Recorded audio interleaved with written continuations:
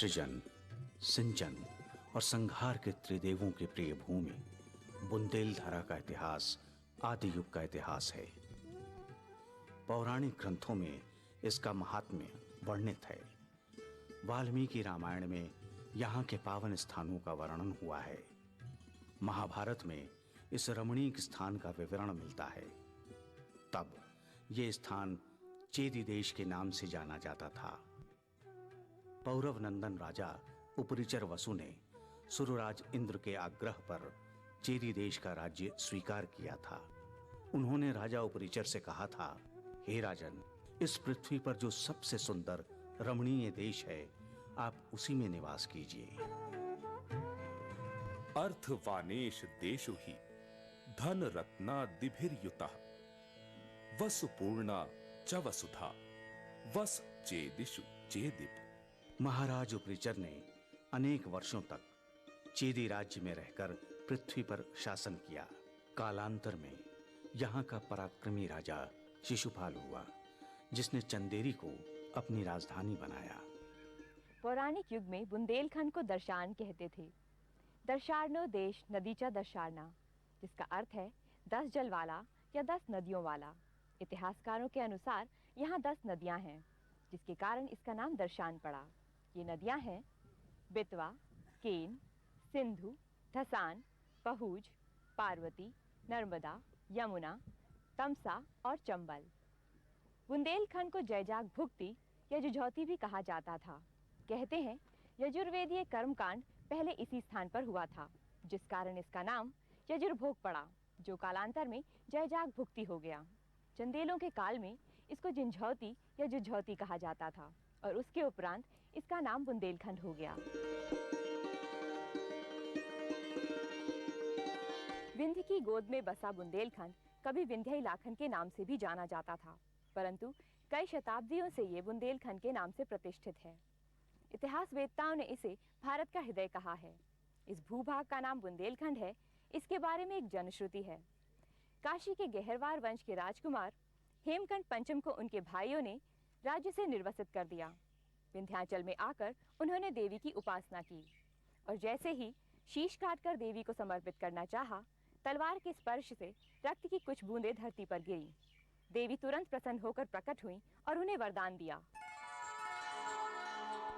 वरदान था कि वत्स, जब तक इस धरती पर तेरे वंशजों के रक्त की एक बूंद भी रहेगी, इस क्षेत्र पर तुम्हारा ही राज्य रहेगा। पंचम की मनोकामना पूर्ण हुई। रक्त की बूंद के आधार पर बुंदेला शब्द प्रचलित हुआ। पंचम की संतानें बुंदेला कहलाईं और उनकी राज्य भूमि बुंदेलखंड 10 पवित्र नदियों को अपने विराट अस्तित्व में समाहित किए हुए स्थित है तपस्वी सा बुंदेलखंड। यमुना, नर्मदा, चंबल और टोंस नदियां इस भूभाग की सीमा का निर्धारण करती हैं। इत जमुना उत नर्मदा इत चंबल उत टोंस, छत्र साल सौ लरन की रही न काहू हौंस। यही आजादी के लिए संगठित होकर क्रांति की योजनाएं बनी थीं। कौन विस्मृत कर सकता है चंद्रशेखर आजाद का तपस्वी सा जीवन, जिन्होंने ओरछा में कुटी बनाकर क्रांतिकारियों का आह्वान किया था और क्रांति की चिंगारियां सुलगाई थीं। उनसे तो फिरंगी भी घबराते थे। कारागार में बेड़ियों में जकड़े क्रांतिकारी भगवान दास मौहर देशभक्ति के गीत लिखते थे और सब एक स्वर में गाते थे, मेरे शोनित की लाली से कुछ तो लाल धरा होगी ही।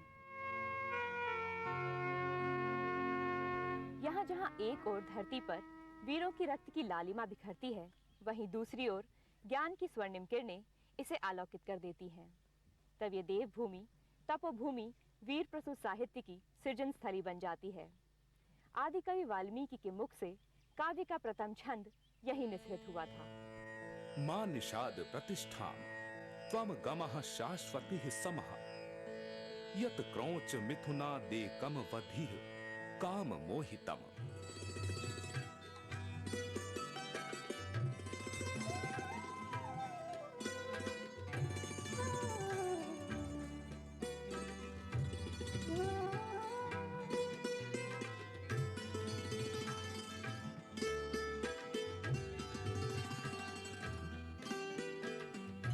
यहाँ की लोक रागिनी कालजयी है। लोक गाथाओं, पवाड़ों और गोटों से समृद्ध है यहाँ का लोक साहित्य। यहाँ के फागों ने अनूठा स्थान प्राप्त किया है लोक साहित्य में। फागों के प्रवर्तक ईसुरी से कौन साहित्य प्रेमी परिचित नहीं है। गागर में सागर है इनकी फागें, जिनकी मिठास एक और मन मोह लेती है, तो इनके शब्दों का संयोजन मानस पटल पर चित्र अंकित कर देता है। सपनन दिखा परे मोए सैया, सुनो परोसिन गुइया, आपुन आए उसी से ठाणे, झपट पड़ी मैं पैया। उनके दृग दोऊ भर आए, मोरी भरी तलैया, इसुरी आँख दगा में खुल गई, हटाओ उतय को नैया। महोबा, यहाँ शताब्दियों तक चंदेलों का शासन रहा। चंदेलों का ये राज्यकाल भारत के इतिहास में अपनी शौर्यमयी गाथाओं, दुर्ग विन्यास, वास्तुकला, संस्कृति के कारण अपना अत्यधिक महत्व रखता है। जैसे इंद्रपुरी मन भावनी, सब सुख खानी लेऊ पहिचान, तैसे ही धन्य धरणी महूबे की, भट निर्मोह वीर की खान। कंचन भवन विविध रंग रचना, अद्भुत इंद्र मनोहर जाल, रत्न जटित सिंहासन शोभित, तापर न्याय करें परिमाल। चंदेल शासक ने यहाँ अनेक सुंदर झीलों का निर्माण करवाया। यहाँ विजय सागर, कीरत सागर, मदन सागर जैसे अनेक सुंदर जलाशय हैं। यहाँ अनेक दर्शनीय स्थल भी हैं। रहलिया का सूर्य मंदिर, आल्हा की गिल्ली, आल्हा उदल चौक, खखरा मठ और बेला ताल आदि। यहाँ के भग्नावशेष आज भी अतीत में ले जाते हैं और मन उनमें खो सा जाता है। कालिंजर बुंदेलधरा का गौरव है। विंध्याचल पर्वत की कालिंजराद्रि पहाड़ी ऋषि मुनियों की तपोभूमि थी। सतयुग कीरत नाम, महत गिरि त्रेता कं, द्वापर पिंगल बाम, कालिंजर कलि जानिए, काल ही जीर्ण करब जिह गिरि पर, ताकर नाम होई कालिंजर। अमृत मंथन के समय जब भगवान शंकर ने विषपान किया तो उससे उत्पन्न पीड़ा को शांत करने के लिए उन्होंने इसी स्थान को चुना। वामन पुराण में कालिंजर में स्थित नीलकंठ मंदिर का महात्म्य वर्णित है। पुराणों में लिखा है कि प्रलयकालीन जल को स्तंभित करने के लिए स्वयं ब्रह्मा जी यहाँ विद्यमान हैं। पौराणिक महत्व के साथ साथ इसका ऐतिहासिक महत्व भी है। यहाँ का दुर्ग सामरिक दृष्टि से महत्वपूर्ण था और इस पर अधिकार पाने के लिए निरंतर युद्ध चलते रहे, परंतु इसको सबसे अधिक क्षति अंग्रेजों ने पहुंचाई। इसके अवशेष आज भी इसकी स्वर्णिम अतीत की गाथा गाते हैं। कल कल निनाद करती केन नदी के तट पर स्थित तटस्थ विंध्य पर्वतमाला की बाहों में खेलता बांदा। कहते हैं कि ये ऋषि वामदेव की तपस्थली थी और नाम था बामदा, जो कालांतर में बांदा हो गया। अनेकों मंदिरों और देवी देवताओं की इस भूमि के सौंदर्य से आकृष्ट होकर दुष्यंत शकुंतला के पुत्र भरत ने इसे अपने निवास के लिए चुना। यहाँ के किलों, गढ़ियों के भग्नावशेष अपने वीरों की गाथाओं का संधान करते हैं। 1857 की क्रांति की अनुगूंज आज भी यहाँ के रजकणों में बसी है। यहाँ के भग्नावशेषों के हर झरोखे से कोई न कोई अनछुई, अनसुनी कथा झांक रही है। झांसी को गौरवान्वित किया था महारानी लक्ष्मीबाई ने। सन 1857 के स्वतंत्रता यज्ञ में अल्पावस्था में आहुति देकर जो अमर हो गईं, जिनकी सुगंध यहाँ के रजकणों में बसी है। उनका सैन्य संगठन, युद्ध कौशल और साहस देखकर जनरल ह्यू रोज ने उनके सम्मान में ये शब्द कहे थे, she was the best and the bravest of them all. Jhansi आज भी पर्यटकों के लिए आकर्षण का केंद्र है। यहाँ अनेक दर्शनीय स्थल हैं, जिनसे जुड़ी हुई अनेक कहानियां भी हैं, जो पर्यटकों को अभिभूत कर देती हैं। बेतवा नदी के किनारे झांसी से 8 मील पूर्व की ओर स्थित है ओरछा। यहाँ के हरे भरे वन प्रांतर, कल कल करती बेतवा, विंध्य पर्वतमालाओं का श्रृंगार, कलात्मक दुर्ग, पावन मंदिर दर्शकों का मन मोह लेते हैं। इसके नैसर्गिक प्राकृतिक सौंदर्य पर तो आचार्य केशवदास भी मुग्ध थे और उनके छंदों पर मोहित थे महाराज वीर सिंह जूदेव। वाह महाकवि, आपके कंठ में तो सरस्वती है। कितना सुंदर जीवंत चित्र आपने अंकित किया है। धन्यवाद महाराज, सब आप लोगों की प्रेरणा है। इतना सम्मान मिला है ओरछा राज्य में जो मेरी कल्पना से भी परे था। अच्छा कविवर, हमने जो ओरछा को नवीन रूप दिया है, आपको कैसा लगा? सच कहूं महाराज, आभूषणों से जगमगाती नव परिणीता सी लगती है ओरछा नगरी, जिसके सौंदर्य पर मोहित होकर महाराज रुद्र प्रताप ने इसे अपनी राजधानी बनाया था। अन्य शासकों ने भी इसे सजाया, किंतु आपने तो इसे सजा संवार कर एक अलौकिक रूप ही दे दिया। सभी मुग्ध हो जाते हैं इसके कलात्मक भवनों को देखकर।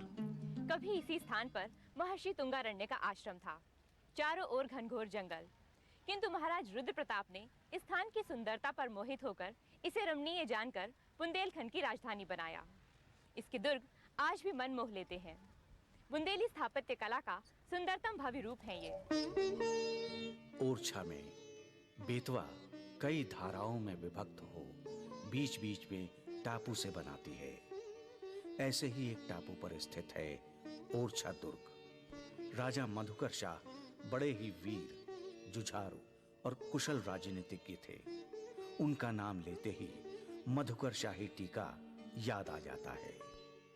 एक बार अकबर ने यह घोषणा करवा दी, राजा महाराजा ये हुक्म सुने सब, तिलक लगा के आना ठीक नहीं होगा अब। तिलक लगा के यहाँ कोई जब आएगा, दाग कर्म लोहे से लिलार दिया जाएगा। राजा मधुकर शाह बड़े ही भक्त थे। उन्होंने सदा की भांति उस दिन पूजा की और मस्तक पर और दिनों की अपेक्षा लंबा सा तिलक लगाया और राज दरबार में पहुंचे। उन्हें देखते ही सम्राट अकबर क्रोध से भर उठे। महाराज, क्या आपको शाही फरमान की जानकारी नहीं है? पूरी तरह से है बादशाह सलामत। फिर भी आप तिलक लगाकर राज दरबार में आए हैं। शाही हुक्म की नाफरमानी की है आपने। क्या आप नहीं जानते कि इस उद्दंडता की सजा क्या है? अच्छी तरह से जानता हूँ बादशाह सलामत, लेकिन मौत के डर से मैं अपना धर्म तो नहीं छोड़ सकता।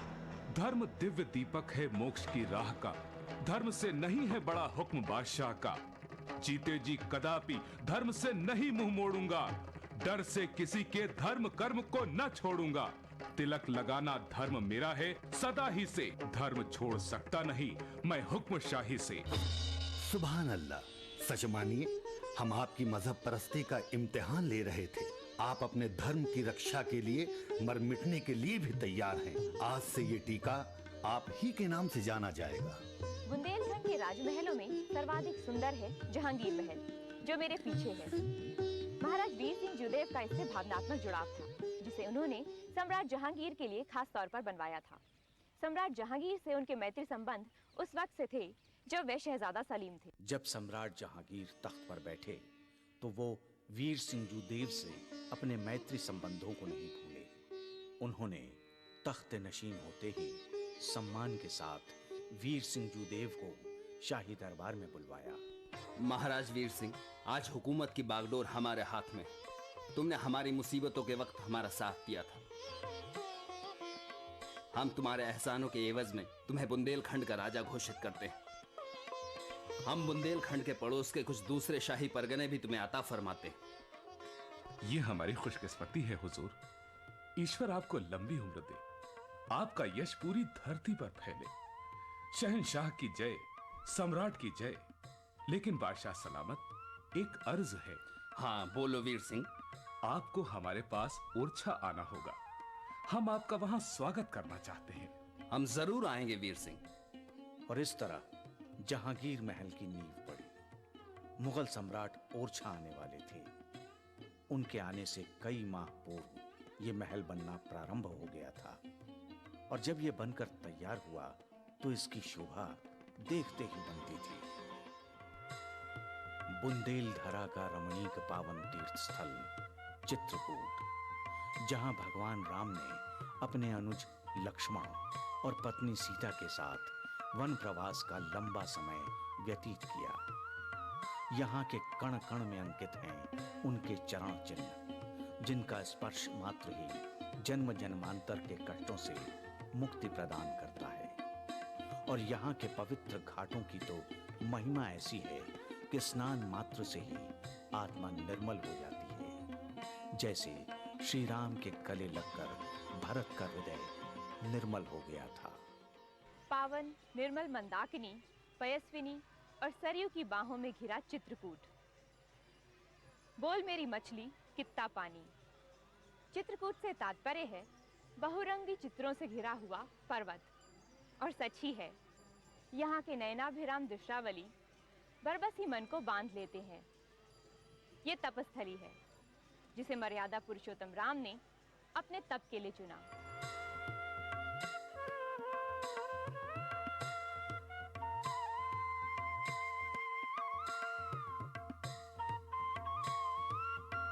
कौन नहीं चाहेगा जानकी मैया के चरणों की रज लेना।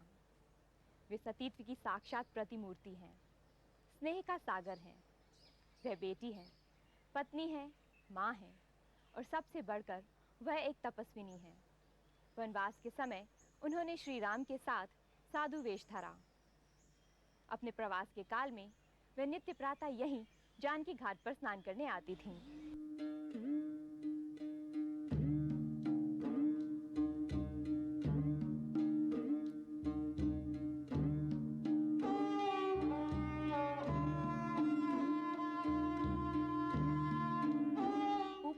रसोई के निकट से आती हुई निर्मल जल की धार है हनुमान धारा, जो हनुमान जी का अक्षुण अभिषेक करती रहती है।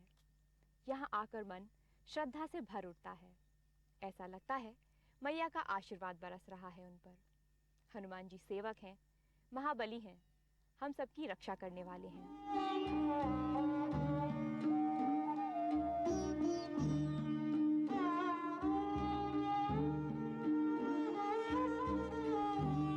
भरत श्री राम से यही मिले थे। जब भरत श्री राम के गले लगे तो मात्र भाई भाई के गले नहीं लगे, बल्कि शंकाओं ने गांठ खोली, भावनाओं ने करवट बदली और मानवता ने प्रेम का संधान किया। जब आंसू रुके तो भरत ने बड़े भाई की खड़ाऊ साथ ली और लौटे तो उनके साथ था श्री राम का स्नेह और उससे उपजा आत्मबल।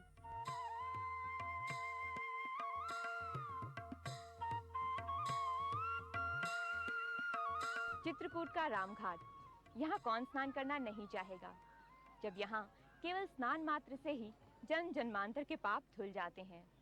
यहाँ का पवित्र मनोहारी वातावरण, मंत्रोच्चार की ध्वनियाँ, घंटों की सुमधुर गूंज अनायास ही मन में बस जाती है और हर कोई सम्मोहित हो यहाँ खिंचा चला आता है। इसी कारण यहाँ के पवित्र वातावरण में ऋषि मुनि सदैव चले आते हैं अपनी तपस्या को फलीभूत करने। चित्रकूट के घाट पर भई संतन की भीड़, तुलसीदास चंदन घिसे, तिलक देत रघुवीर। बुंदेलखंड का वक्षस्थल खजुराहो, यहाँ निर्मित अलौकिक भव्य मंदिर अद्वितीय है, विलक्षण है, मन मंत्र मुग्ध हो जाता है। विचित्र सम्मोहन है इनमें। अतीत की स्वर्णिम संस्कृति को आत्मसात किए ये कृतियां जैसे हर पल हर क्षण अपनी कहानी सुनाने को आतुर है। आत्मविस्मृत सा हो जाता है मानव। सदियां बीत गईं, किंतु खजुराहो की वास्तुकला आज भी मानव के आकर्षण का केंद्र है। रमणीक नगरी खजुराहो, कहते हैं कभी खजूर के वृक्षों से घिरा हुआ एक अत्यंत सुंदर शहर था ये। पुरातन युग में इसका नाम खर्जुवाहक, खजूरवाहक या खजूर वाटिका था। कालांतर में इसका नाम खजुराहो हो गया। खजुराहो अपने कलात्मक मंदिरों के लिए विश्वविख्यात है। भारतीय जीवन और विचारधारा का जो अमूल्य संकलन यहाँ के कलापूर्ण मंदिरों में है, उसके लिए सकल विश्व भारत का ऋणी है। किसी भी दूसरे राष्ट्र ने, प्राचीन हो या अर्वाचीन, इतना उच्च सांस्कृतिक निर्माण नहीं किया। किसी ने भी धर्म को जीवन का दर्शन बनाने में इतनी सफलता प्राप्त नहीं की। इन मंदिरों की आधारशिला रखने वाले महाराज चंद्रब्रह्म के बारे में एक लोक कथा प्रचलित है। काशी नरेश के पुरोहित हेमराज की एक परम सुंदरी कन्या हेमवती थी। रूप सौंदर्य ऐसा कि स्पर्श करने से ही मलिन हो। उनके रूप की ख्याति दूर दूर तक फैली हुई थी। एक दिन चंद्रमा ने उन्हें गंगा में स्नान करते हुए देखा तो वह स्तब्ध रह गए। एक ओर चांदनी का प्रसार तो दूसरी ओर गंगा का पावन दुग्ध धवल जल और उसमें क्रीड़ारत हेमवती। हे रूपसी, आप कौन हैं? क्या मैं आपका नाम जान सकता हूँ? मैं हेमवती। आप कौन है देव? मैं हूँ चंद्र। तुम्हारे सौंदर्य ने मुझे मंत्र मुग्ध कर दिया है देवी। दुग्ध धवल तन और चांदनी सा कोमल, विधाता रूपी शिल्पी ने विलक्षण सुंदर प्रतिमा गढ़ी हो जैसे। हेमवती लज्जा से भर उठी। दोनों का आकर्षण प्रणय में बदल गया। पर एक दिन उन्हें लगा कि उन्होंने अपनी मर्यादा को भंग किया है। वह जिएंगी कैसे? अग्नेय दृष्टि से चंद्र को देखा और जैसे ही श्राप देने बढ़ी, चंद्र ने कहा, नहीं हेम, ऐसा न करना। ये सब पूर्व निश्चित था। तुम्हारी कोख से जन्मा पुत्र बड़ा यशस्वी और प्रतापी होगा। पर मैं इस कलंक के साथ जीवित न रह सकूंगी देव। समाज में लोग मुझ पर न जाने कितने लांछन लगाएंगे देव।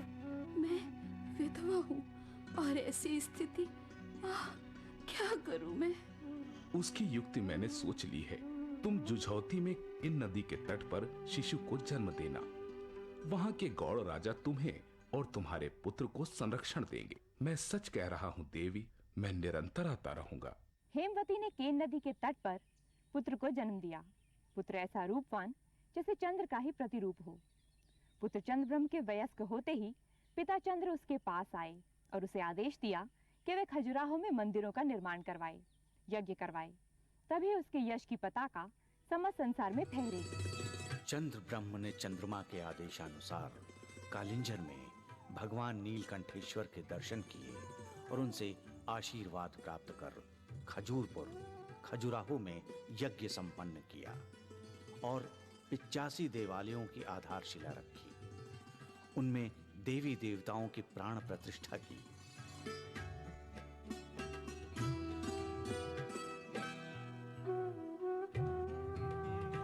चंद्रमा के आशीर्वाद से चंद्र ब्रह्म को अपार ख्याति प्राप्त हुई। उनकी अलौकिक लोकप्रियता, धर्मपरायणता और दानशीलता के कारण ही उन्हें महान जन समर्थन प्राप्त हुआ। चंद्र ब्रह्म ने खजुराहो में मंदिर निर्माण कार्य प्रारंभ किया और उनके उपरांत उनके वंशजों ने इस कार्य को आगे बढ़ाया।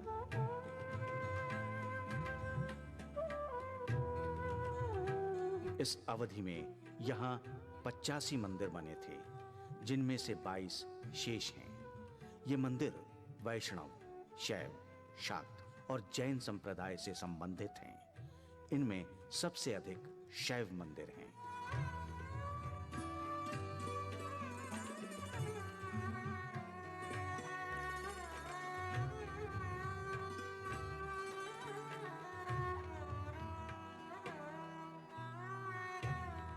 पुरातन होने के बाद भी यहाँ के मंदिर आज भी दिव्य और अलौकिक हैं और यहाँ के शिल्पकारों की कुशल कला का परिचय देते हैं। मानवीय आकृतियों के साथ साथ यहाँ पर अश्व, गज आदि की भी आकृतियाँ उत्कीर्ण हैं।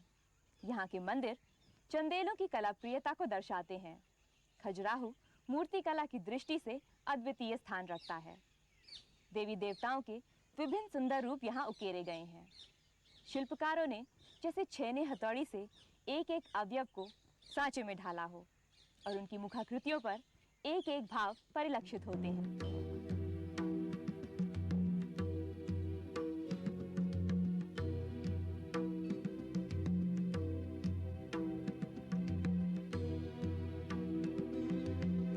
कहते हैं मंदिर और मूर्तियों के निर्माण के लिए केन नदी की शिलाओं का प्रयोग किया गया।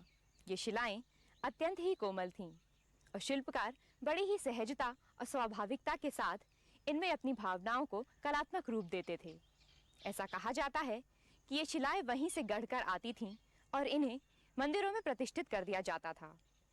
एक ओर देवताओं की मनोरम मूर्तियां देखकर जहां मन आस्था से भर उठता है, वहीं दूसरी ओर शिल्पकार की सुंदरतम कला देखकर मन खोसा जाता है। नारी का अनूठा सौंदर्य बिखरा है इन प्रतिमाओं में। उसकी अनगिनत मोहक मुद्राएं, भावभंगिमाएं, तराशे हुए अवयव, श्रृंगार क्रीड़ाओं, चंचलता का अंकन बड़ी कलात्मकता के साथ हुआ है। विभिन्न क्रीड़ाओं में लिप्त असीमित रूप से सुंदर और मोहक अप्सराओं जैसे सौंदर्य की धनी और भारतीय नारी के सौंदर्य का भव्य रूप, भारतीयता की प्रतीक ये मूर्तियां आज भी जीवंत सी जान पड़ती हैं।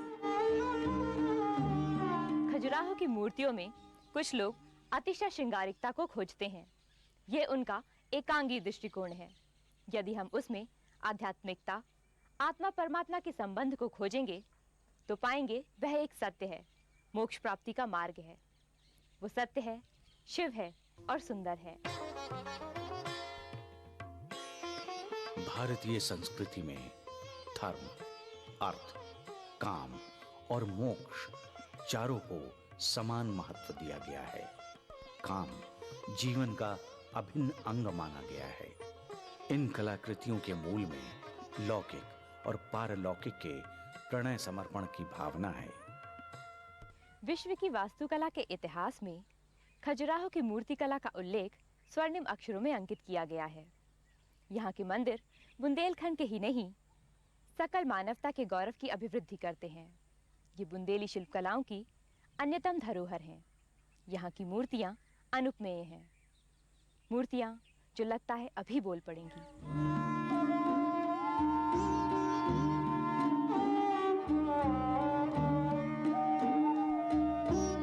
कुशल शिल्पियों द्वारा निर्मित ये मंदिर और मूर्तियां युगों युगों की जैसे कहानी कह रहे हों। इनके आकर्षण, भाव भंगिमाओं में बिंधा भावुक मन इनमें रम जाता है।